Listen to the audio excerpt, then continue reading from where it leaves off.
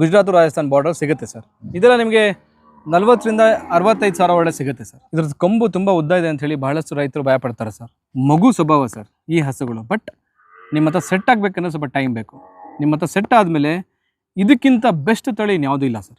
ಅಷ್ಟು ಬ್ಯೂಟಿಫುಲ್ ತಳಿ, ಅಷ್ಟು ಚೆನ್ನಾಗಿರುತ್ತೆ. ಈ ಬ್ರೀಡ್ ಸ್ಪೆಷಾಲಿಟಿ ಇಷ್ಟೇ, ಓನರ್ಗೆ ಬಹಳ ನಿಯತ್ತಾಗಿರುವಂಥ ಒಂದು ಬ್ರೀಡು ಸರ್ ಕಾಂಕ್ರೇಜ್ ಬ್ರೀಡ್. ಈ ತಳಿಲಿ ನನ್ನ ಹತ್ರ ಸುಮಾರು 60ರಿಂದ 70 ಹಸುಗಳಿದೆ ಸರ್. ಇದರಲ್ಲಿ ನೋಡಿ, ಇದೊಂದು ಹಸು ಇದೆ. ಇವಳು ಈಗ ಕರು ಕೊಟ್ಟು ನನಗೆ 8 ಮಂತ್ಸ್ ಆಗಿದೆ ಸರ್ ಕರು ಕೊಟ್ಟು. ಇವತ್ತಿಗೂ ಅವಳು 6.5 ಲೀಟ್ರ್ ಹಾಲು ಕೊಡ್ತಾಳೆ. ಇವತ್ತಿಗೂ, ಒಂದು ಟೈಮ್ಗಲ್ಲ, ಒಂದು ದಿವಸಕ್ಕೆ ಲಾಂಗ್ ಟೈಮ್ವರೆಗೂ ಹಾಲು ಕೊಡ್ತಾನೆ ಇರುತ್ತೆ. ಲೈಕ್ ಇವಾಗ ಗಿರ್ ಅಂತ ಹೇಳಿದ್ರೆ ನಿಮಗೆ 7 ತಿಂಗಳು 8 ತಿಂಗಳಿಗೆಲ್ಲ ಹಾಲು ಸ್ಟಾಪ್ ಮಾಡಲೇಬೇಕು ಸರ್.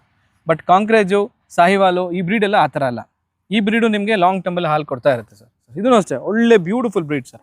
ಇವರೆಲ್ಲರೂ ನನ್ನನ್ನು ಹೊಂದ್ಕೊಂಡಿದ್ದಾರೆ, ಅಂದರೆ ನನ್ನನ್ನು ಗುರ್ತಿಡ್ದಿದ್ದಾರೆ. ಇವ್ರಿಗೆಲ್ಲರಿಗೂ ಗೊತ್ತು ನಾನೇ ಇದನ್ನು ನೋಡ್ಕೊಳ್ತಾ ಇದ್ದೀನಿ. ಹಾಗಾಗಿ ನನಗೆ ಬಹಳ ಸಲಿಗೆ ಕೊಡ್ತಾಳೆ ಸರ್. ಢೋಲಿಯೋ ನೋಡಿ ಸರ್, ನೀವು ಎಲ್ಲೇ ಇರಿ ಒಂದೇ ಒಂದು ಅವಾಜ್ಗೆ ನಮ್ಮಿಂದೆ ಬರುತ್ತೆ. ಇದು ನಮ್ಮ ದೇಶದ ಹಸುಗಳ ಸ್ಪೆಷಾಲಿಟಿ ಸರ್. ಜಸ್ಟ್ ನಮ್ಮ ಒಂದು ಕಮಾಂಡ್ಗೆ ನಾವೆಲ್ಲಿದ್ರೂ ಬರುತ್ತೆ ಸರ್. ನೋಡಿ, ಇವನಿಗೊಂದು ಮೂಗ್ದಾರ ಹಾಕಿಲ್ಲ, ಇವ್ನಿಗೆ ಯಾವುದೇ ಥರ ನಾವು ಇದು ಮಾಡಿಲ್ಲ. ಈಗ ಅಲ್ಲೋದ್ರೂ ಅಲ್ಲಿ ಬರ್ತಾನೆ. ಇದಕ್ಕೆ ನಾನೇನು ಎಕ್ಸ್ಪ್ಲೇನ್ ಮಾಡೋದು ಅವಶ್ಯಕತೆ ಇಲ್ಲ ಅನ್ಕೊಳ್ತೀನಿ ಸರ್. ಅಫ್ಕೋರ್ಸ್ ನಮ್ಮ ರೈತರು ಸ್ಮಾರ್ಟ್ ಇದ್ದಾರೆ, ಅವ್ರಿಗೆ ಗೊತ್ತಾಗುತ್ತೆ. ಜಸ್ಟ್ ನಿಮ್ಮ ಮನ್ಸಾರ ಇದಕ್ಕೆ ಪ್ರೀತಿ ಕೊಡಿ ಸರ್. ಇದನ್ನು ಕಾಂಕ್ರೇಜ್ ಬ್ರೀಡ್ ಅಂತೀವಿ ಸರ್. ಕಂಕ್ ಅಂತ ಹೇಳಿದ ಒಂದು ಊರಿದೆ ಗುಜರಾತಲ್ಲಿ, ಆ ಊರಲ್ಲಿ ಬರೋವಂಥ ಇದು ಅನಿಮಲ್ ಸರ್. ಕಾಂಕ್ರೇಜ್ ಅಂತ ಹೇಳಿ ಇದಕ್ಕೆ ಹೆಸರು ಹಾಕಿ ಬಂದಿದೆ ಸರ್.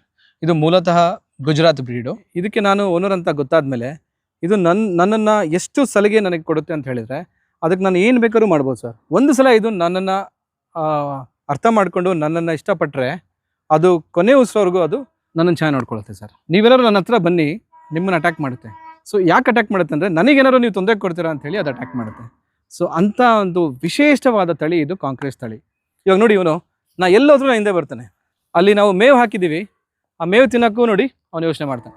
ಸಾಮಾನ್ಯವಾಗಿ ನೀವು ಎಲ್ಲಿ ಮೇವು ಹಾಕಿದ್ರು ಹಸುವಲ್ಲಿ ಮೇವು ತಿನ್ನೋಕ್ಕೆ ಹೋಗುತ್ತೆ ನೋಡಿ. ಈಗ ಅಲ್ಲಿ ಹೋಗೋದಿಲ್ಲ, ಅವನಿಗೆ ನಾನು ಪಕ್ಕದಲ್ಲಿ ನಿಂತ್ಕೊಳ್ಬೇಕು. ಬುಲ್ ಅಂತಲೇ ಅಲ್ಲ, ನಮ್ಮಲ್ಲಿರೋ ಯಾವುದೇ ಹಸು ಹೇಳಿ ನಾನು ಹೇಳಿದ ತಕ್ಷಣ ಆತ ಓಡಿ ಬರುತ್ತೆ ಸರ್. ಸೊ ರೈತರು ಕಾಂಕ್ರೇಜ್ ತಳಿಯ ಬಗ್ಗೆ ಸ್ವಲ್ಪ ಎಂಕ್ವೈರಿ ಮಾಡಿ, ಅದ್ರ ಬಗ್ಗೆ ರಿಸರ್ಚ್ ಮಾಡಿ ನೀವು ಮನೇಲಿ ತಂದು ಸಾಕೋದ್ರಲ್ಲಿ ಏನೂ ತಪ್ಪಿಲ್ಲ ಸರ್. ಚೆನ್ನಾಗಿದಾಗುತ್ತೆ. ಈ ಹಸುಗಳು ಹಾಲಿನ ಕ್ಷಮತೆ ಅಂತ ಬಂದಾಗ ಇದು ಯಾವುದೇ ಗಿರ್ ಹಸುಗೂ ಕಮ್ಮಿ ಇಲ್ಲ ಸರ್. ಇವಳು ಒಂದು ಟೈಮಿಗೆ ನನಗೆ 7 ಲೀಟ್ರ್ ಹಾಲು ಕೊಡ್ತಾಳೆ. ನಮ್ಮ ರೈತರು ಇದ್ರ ಬಗ್ಗೆ ವಿಚಾರ ಮಾಡ್ಬೋದು ಸರ್. ತುಂಬ ಯೂನಿಕ್ ಆಗಿದೆ, ನೋಡೋದಕ್ಕೂ ಗಿರ್ಗಿಂತನೂ ತುಂಬ ಲಕ್ಷಣವಾಗಿ ಕಾಣಿಸೋಂಥ ಒಂದು ಬ್ರೀಡು ಸರ್. ನೋಡಿ ಸರ್, ಇದೆಲ್ಲ ಕಾಂಕ್ರೇಜ್ಗಳು, ಈಗ ಪ್ರೆಗ್ನೆಂಟ್ ಆಗಿರೋದು. ಇನ್ನೊಂದು 2 ಇದು ಕರು ಹಾಕೋದು ನಿಮಗೆ ಈಗ ಅಲ್ಲಿ ತೋರಿಸ್ತೀನಿ, ಸೇಮ್ ಕಾಂಕ್ರೇಜಲ್ಲೇ. ನೋಡಿ ಸರ್, ಇದೆಲ್ಲ ಕಾಂಕ್ರೇಜ್ ಹಸುಗಳೇ. ನಾವು ಮುಂಚೆಯಿಂದನೂ ನಮಗೊಂದು ಪದ್ಧತಿ ಇದೆ, ನಾವು ಹಸುಗಳನ್ನ ತುಂಬ ಕಟ್ಟಾಕೋದಿಲ್ಲ. ಎಸ್, ಮಳೆ ಬಂದಾಗ ಒಳಗಡೆ ಶೆಡ್ ಒಳಗೆ ತೊಗೊಳ್ತೀವಿ. ಅದು ಬಿಟ್ಟರೆ ಹಸುಗಳನ್ನ ನಾವು ಕಟ್ಟಾಕಲ್ಲ ಸರ್. ಅವಳನ್ನ ಫ್ರೀಯಾಗಿ ಬಿಟ್ಟು ಅವಳಿಗೆ ಹೆಂಗೆ ಬೇಕೋ ಹಂಗಿರೋ ಥರ ಮಾಡ್ತೀವಿ ಸರ್. ಸೆಲೆಕ್ಟಿವ್ ಹಸುಗಳು ನಾವು ಅಲ್ಲೋಗಿ ತೊಗೊಂಡು ಬಂದಿರೋಂಥ ಹಸುಗಳು ಸರ್. ಈ ಕಾಂಕ್ರೇಜ್ ಹಸುಗಳು ನಮ್ಮ ರೈತರ ಮನೆಗಳಲ್ಲೇ ಸಿಗುತ್ತೆ. ಇನ್ನೂ ಇದನ್ನು ಜಾಸ್ತಿ ಎಕ್ಸ್ಪ್ಲೋರ್ ಮಾಡಿಲ್ಲ.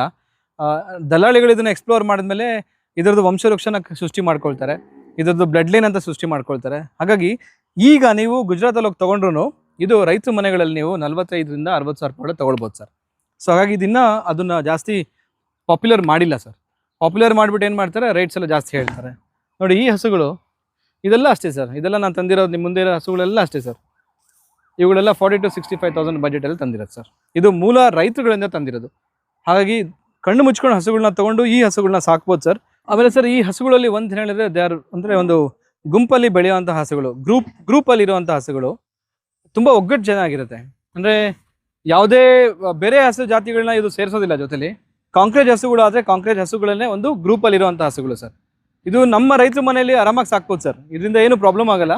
ನನ್ನ ಎಕ್ಸ್ಪೀರಿಯೆನ್ಸಲ್ಲಿ 3 ಥರ ಬರುತ್ತೆ. ಒಂದು black Kankrej, full completely black ಬರುತ್ತೆ.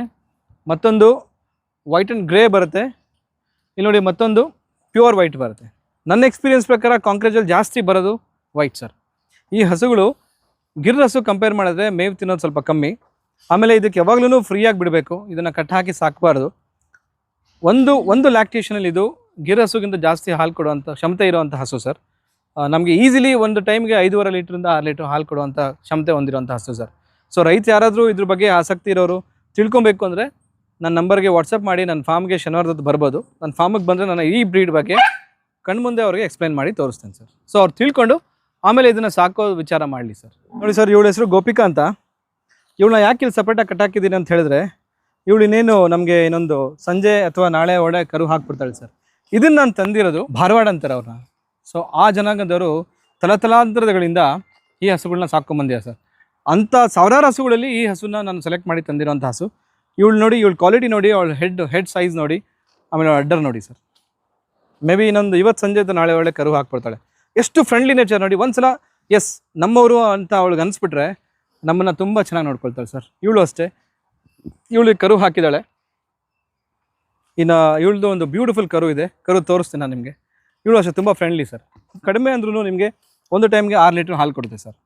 ಸೊ ಇದನ್ನು ನಾನು ತಂದಿರೋದು ಅವಾಗ 45,000 to 55,000 ತೊಗೊಂಬಂದಿದ್ದೀನಿ ಸರ್. ಈಗಲೂ ಬಹುಶಃ ಅದೇ ಪ್ರೈಸ್ ಸಿಗ್ಬೋದು, ಬಟ್ ಹಾಲಂತೂ ಗಿರ್ಗಿಂತ ಚೆನ್ನಾಗಿ ಕೊಡುತ್ತೆ ಸರ್. ನಮ್ಮ ಭಾರತ ತಳಿಯ ದೇಶಿ ತಳಿಗಳನ್ನ ತೊಗೊಂಡೋಗು ಬ್ರೆಜಿಲಲ್ಲಾಗಲಿ ಮತ್ತು ಬೇರೆ ಬೇರೆ ಕಂಟ್ರಿಗಳಲ್ಲಾಗಲಿ ಇದನ್ನು ತುಂಬ ಚೆನ್ನಾಗಿ ಡೆವಲಪ್ ಮಾಡಿದ್ದಾರೆ ನೋಡಿ ಸರ್. ಯಾಕೆ ನಮ್ಮ ದೇಶಿ ತಳಿಗಳು, ನಮ್ಮ ಭಾರತ ದೇಶದ ತಳಿಗಳು ಅಷ್ಟೊಂದು ಫೇಮಸ್ಸು ಏನಕ್ಕೆ ಅಂತ ಹೇಳಿದ್ರೆ, ನಮ್ಮ ಮುಕ್ಕೋಟಿ ದೇವತೆಗಳು ನಮ್ಮ ಹಸುಗಳಲ್ಲಿ ಜೀವಂತವಾಗಿದ್ದಾರೆ ಸರ್. ಅದಕ್ಕೆ ಸಾಕ್ಷಿ ಏನಂತ ಹೇಳಿದ್ರೆ, ಭವಿಷ್ಯ ಪುರಾಣದಲ್ಲಿ ಏನು ಹೇಳ್ತಾರೆ ಅಂದರೆ, ಮಸ್ತಕ ಪೂಜೆ ಅಂದರೆ ಹಣೆ ಪೂಜೆ ಮಾಡಿದ್ರೆ ಗೌರಿ ಪೂಜೆ ಮಾಡ್ದಂಗೆ, ಹಸು ಮೂಗನ್ ಮುಟ್ಟಿದ್ರೆ ಸುಬ್ರಹ್ಮಣ್ಯ ಪೂಜೆ ಮಾಡ್ದಂಗೆ ಅಂತ ಹೇಳ್ತಾರೆ.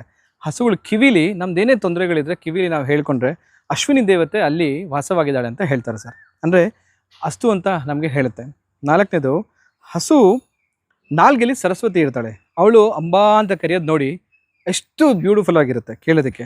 ಆಮೇಲೆ ಮೇಜರಾಗಿ ಹಸು ಪಾದಗಳಲ್ಲಿ 4 ಪಾದಗಳಲ್ಲಿ ಸತ್ಯ, ಸ್ವಚ್ಛತೆ, ದಯೆ ಮತ್ತು ತಪಸ್ಸಿನ ಭಗವಂತ ಸೃಷ್ಟಿ ಮಾಡಿದ್ದಾನೆ ಸರ್. ಓಕೆ, ಇದೆಲ್ಲ ಆದಮೇಲೆ ಹಸು ಬೆನ್ನಲ್ಲಿ ಶಿವ ಇರ್ತಾನೆ ಅಂತ ವಾಡಿಕೆ ಇದೆ ಸರ್. ಹಸು ಕೊಂಬಲ್ಲಿ ನಮ್ಮ ವಿಷ್ಣು ಇರ್ತಾರೆ ಸರ್. ಇದೆಲ್ಲ ಆದಮೇಲೆ ಹನುಮಂತನಿಗೆ ನಂಗೆ ಜಾಗ ಇಲ್ಲ ಅಂತ ಹೇಳಿದಾಗ ಹನುಮಂತನಿಗೆ ಏನು ಮಾಡ್ತಾರೆ, ಹನುಮಂತನ ಬಾಲ ಕೊಡ್ತಾರೆ. ಸೊ ನಾನು ಬಾಲದಲ್ಲಿ ಇರ್ತೀನಿ ಅಂತ ಹನುಮಂತ ಹೇಳ್ತಾನೆ. ಇದೆಲ್ಲ ಆದಮೇಲೆ ಗಂಗೆ, ನೀವೆಲ್ಲರೂ ನಿಮ್ಮ ಜಾಗ ತೊಗೊಂಬಿಟ್ರೆ ನನಗೆ ಜಾಗ ಇಲ್ಲ ಅಂತ ಹೇಳಿದಾಗ ಗಂಗೆಗೆ ಹಾಲು ಮತ್ತು ಗಂಜಲದಲ್ಲಿ ಜಾಗ ಕೊಡ್ತಾರೆ. ಇದೆಲ್ಲ ಆದಮೇಲೆ ಮಹಾಲಕ್ಷ್ಮಿಗೆ ನೀವೆಲ್ಲ ಜಾಗ ತೊಗೊಂಬಿಟ್ರೆ ನನಗೆ ಜಾಗ ಇಲ್ಲ ಅಂತ ಹೇಳಿದಾಗ ಏನು ಮಾಡ್ತಾರೆ, ಲಕ್ಷ್ಮಿ ಏನು ಮಾಡ್ತಾಳೆ ನೋಡಿ, ಈ ಗೊಬ್ಬರದಲ್ಲಿ ಸಾಕ್ಷಾತ್ ಮಹಾಲಕ್ಷ್ಮಿ ವಾಸವಾಗಿದ್ದಾಳೆ.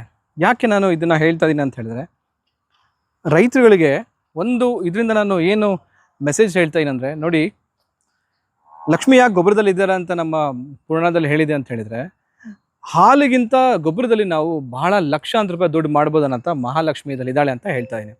ಕಾರಣ ಏನಂತ ಹೇಳಿದ್ರೆ, ಈ ಗೊಬ್ಬರದಿಂದ ನಮ್ಮ ಮಣ್ಣಿಗೆ ಹಾಕಿದ್ರೆ ನಾವು ಮಣ್ಣಲ್ಲಿ ಚಿನ್ನ ಬೆಳಿಬೋದು. ಅದು ಎಲ್ಲ ರೈತರಿಗೂ ಗೊತ್ತಿದೆ. 2ನೇದು, ಈ ಗೊಬ್ಬರದಿಂದ ನಾವೇನು ಮಾಡ್ಬೋದು, ಭರಣಿ ಮಾಡ್ಬೋದು, ಲಾಕ್ಸ್ ಮಾಡ್ಬೋದು, ಮತ್ತು ಧೂಪ ಮಾಡ್ಬೋದು, ಅಗರಬತ್ತಿ ಮಾಡ್ಬೋದು, ಪೇಂಟು ಬರ್ತಿದೆ. ಈ ಥರ ಬಹಳಷ್ಟು ಬೈ ಪ್ರಾಡಕ್ಟ್ಸು ಈ ಗೊಬ್ಬರದಲ್ಲಿ ನಾವು ಮಾಡ್ಬೋದು ಸರ್. ಹಾಗಾಗಿ ರೈತರು ತಾಯಿ ಗೋಮಾತೆ ಕೊಡೋ ಅಂಥ ಗೊಬ್ಬರನ ಕಣೆಗಣಿಸ್ಬೇಡಿ, ತಿಪ್ಪೆಗೆ ಹಾಕಬೇಡಿ.